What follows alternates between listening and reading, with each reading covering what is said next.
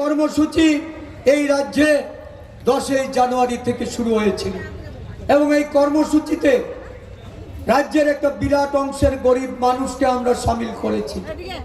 কেন গরিব মানুষ এগিয়ে এসছে? কারণ তাদের আর্থসামাজিক উন্নয়নের যে চাবিকাঠি, যে হাতিয়ার, একসময় কংগ্রেস দলের প্রধানমন্ত্রী ডক্টর মনমোহন সিং, প্রয়াত প্রধানমন্ত্রী, এবং আমাদের সকলের এই কংগ্রেস দলের অনুপ্রেরণা, কংগ্রেস দলের যিনি একসময় সভানেত্রী রূপে এই মনরেগা আইন সারা দেশে বলবৎ করার জন্য এক গুরুত্বপূর্ণ ভূমিকা নিয়েছিলেন। ওনার অনুপ্রেরণায় এই মনরেগা দেশে চালু হয়েছে। মনরেগার মাধ্যমে গরিব, আদিবাসী, দলিত, পশ্চাৎপদ, সংখ্যালঘু সমস্ত শ্রমিক মেহনতি মানুষরা যারা 100 দিনের কাজের গ্যারান্টি পেয়েছিলেন, যারা তাদের এই কাজের মাধ্যমে জীবন জীবিকা নির্বাহ করার জন্য তাদের পঞ্চায়েতগুলিকে শক্তিশালী করা হয়েছিল।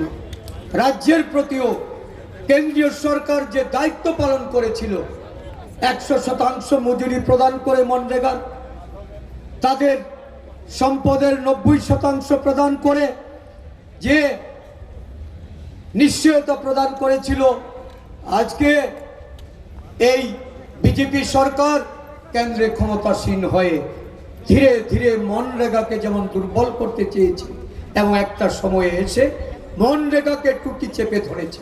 মনরেগা বাতিলের মধ্য দিয়ে আজকে সারা দেশে ওই তাদের বন্ধুদের বিজেপি সরকার বরাবর যেটা করেন, যে কর্পোরেট বন্ধুদের তাদের হাতকে মজবুত করার জন্য, তাদের হাতকে শক্তিশালী করার জন্য, তাদেরকে অর্থ বলে বলিয়ান করে নিজেদের তহবিল স্ফীত করার জন্য আরেকটি যে পদক্ষেপ তারা গ্রহণ করেছেন, গ্রামের মানুষের অস্তিত্ব থাকার মতো আর কোনো প্রধান বাকি নেই, কোনো উপাদান বাকি নেই।